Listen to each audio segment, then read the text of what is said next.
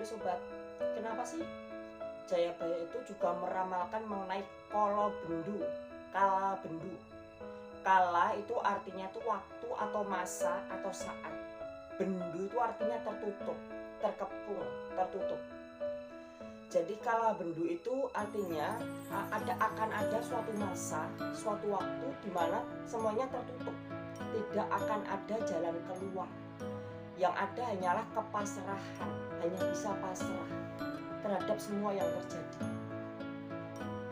Dan saat-saat ini banyak isu mengenai gempa megatrust. Karena ini dihimbau langsung oleh BMKG, Badan Meteorologi, Klimatologi dan Geofisika, yang menangani masalah lempeng bumi, masalah cuaca. Itu. Jadi orang-orang jadi berpikir dua kali nih. Bener nggak sih pemberitahuan BMKG? Apa ada sangkut pautnya dengan ramalan Jayabaya? Jadi saya jelaskan ya.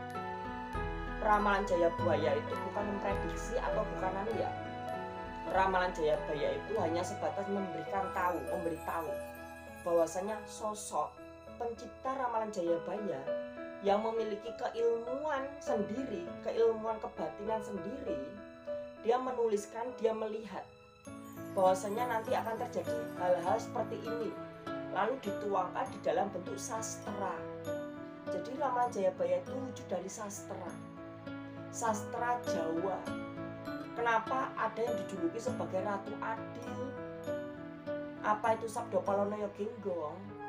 Perlu dijelaskan ya. Sabdo Palonoyo Genggong itu bukan nama orang, bukan nama makhluk ya. Sabdo Palonoyo Genggong itu adalah nama opini.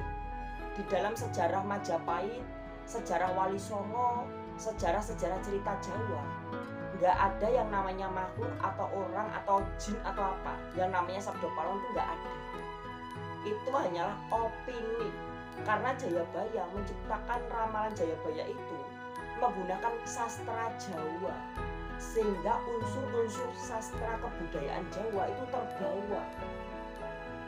Bakal ono dewa ngejawanta, bakal ada seorang dewa yang tampil awujud manungso, berbadan manusia atau berwujud manusia, arupa kaya Bathara Krishna, berwajah atau berparas seperti Dewa Krishna, awatak Baladewa, berwatak seperti Baladewa. Itu adalah suatu bentuk unsur sastra. Itu adalah sastra Jawa. Jadi Sabdo Palonoyo Genggong itu adalah suatu opini dalam wujud sastra Jawa. Ratu Adil itu juga sastra Jawa. Dimana mengenai gempa megatrust ini memang akhir-akhir ini memang sedang trending. Ya, memang saya akui gempa megatrust kalau benar-benar terjadi itu berarti sudah ada sangkut pautnya dengan pemberitahuan Jayabaya mengenai zaman kala bendu. Kala bendu akan ada satu masa, akan ada satu waktu, akan ada satu momen orang-orang Jawa itu terkepung oleh bencana, Orang-orang Jawa tidak bisa lari kemana-mana, orang Indonesia tidak bisa lari kemana-mana. Mau ke timur, selatan, barat, utara, semuanya tertutup, tidak ada jalan.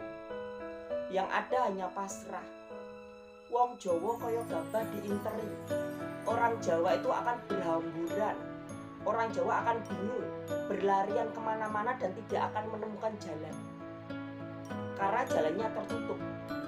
Itu maksudnya kala bendu atau kala bendu.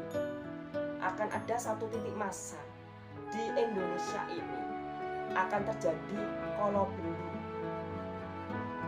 Tapi di dalam ramalan Jayabaya dikatakan juga wong Jawa kari separo, wong Cina kari sejodo. Itu tandanya saat semua bencana itu terjadi akan ada sebagian orang Jawa yang selamat di dalam bencana itu.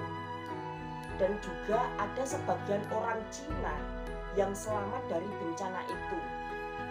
Mungkin karena sebagian orang Jawa dan sebagian orang Cina itu mereka tahu nih bagaimana mendapatkan keselamatan. Mereka tahu nih mendapatkan kunci keselamatan di dalam bencana itu.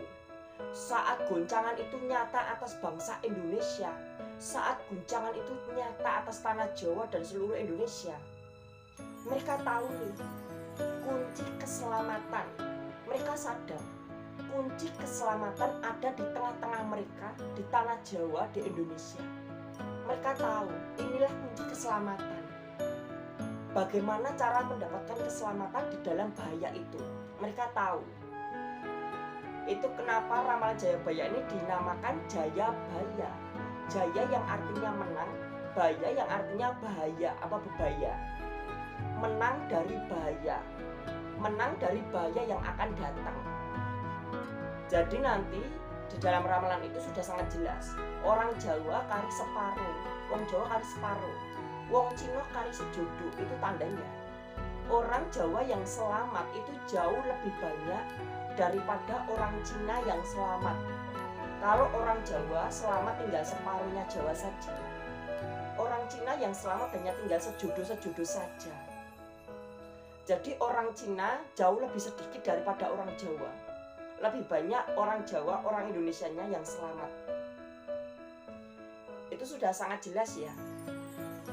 Itu tandanya mereka yang selamat, mereka tahu nih bagaimana mendapatkan kunci keselamatan. Dan ini juga ada sangkut pautnya dengan Alkitab. Di dalam Alkitab sudah sangat jelas. Yesus akan datang kedua kalinya di dunia.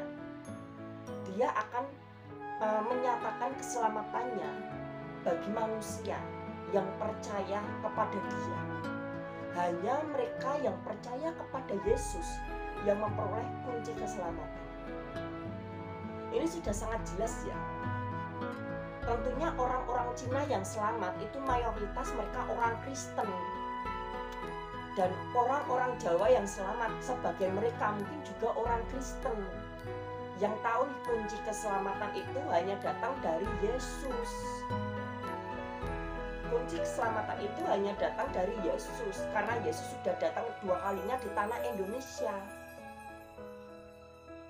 Itu kenapa Indonesia itu memang luar biasa. Itu sudah sangat jelas. Yesus datang kedua kalinya itu seperti seorang pencuri. Diam-diam orang lain nggak tahu kalau dia itu sebenarnya Yesus. Dan Yesus datang kedua kalinya bagaikan seorang mempelai laki-laki. Saat Perang Dunia Ketiga, orang-orang yang mati di dalam nama Yesus, Yesus akan datang seperti seorang mempelai laki-laki yang datang kepada mempelai perempuan. Yesus akan mempersuntingnya dan membawanya ke rumah Bapa, di rumah keabadian. Itu sudah sangat jelas di dalam Alkitab. Dan saat-saat ini adalah realita. Ini adalah manifestasi dari semuanya itu. Di mana ramalan Jayabaya itu berbau sastra budaya, sedangkan Alkitab itu berbau keyakinan. Alkitab, terus Al-Quran, Veda, Zabur gitu ya. Itu berbau keyakinan, keagamaan. Sedangkan ramalan Jayabaya itu berbau sastra budaya.